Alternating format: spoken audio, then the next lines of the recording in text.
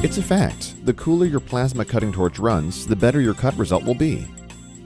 Regular monitoring of the entire cooling system is essential to keep your equipment running at peak efficiency.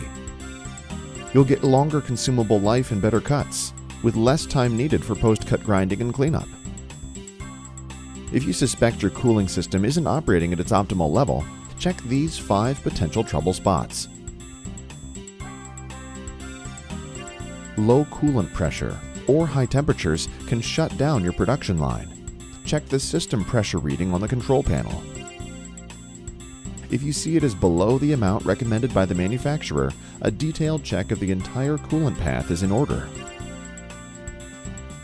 Are filters old or dirty?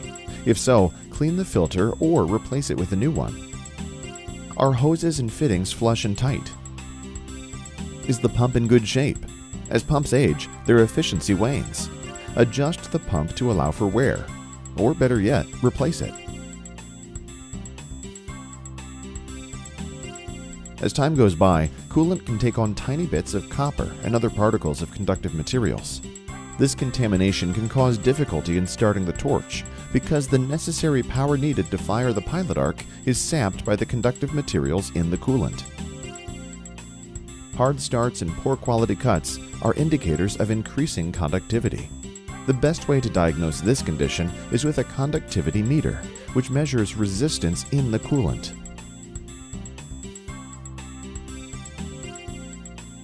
The coolant may not be flowing through the system at the proper volume, allowing torch and consumable temperatures to rise above system limits.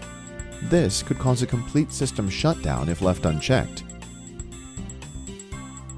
Some systems have a visual indicator of positive flow, but knowing the flow rate is important.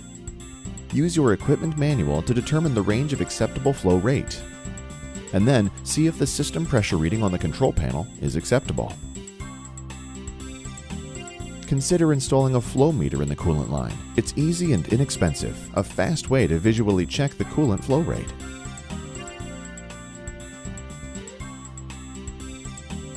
If you have checked out the previous tips and the coolant temperature is still running high, you may have a failure with one of the mechanical or electronic system components.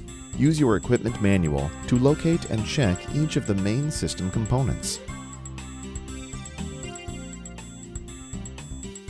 If you have found that returning coolant appears chalky white, most likely air is entering the system at some point. This could be due to a low level of coolant in the reservoir. Make sure the level of coolant in the reservoir is always at the manufacturer's recommended level. If coolant levels are correct and the milkiness persists, check the inlet connection on the pump, including the gasket, to ensure a tight fitting.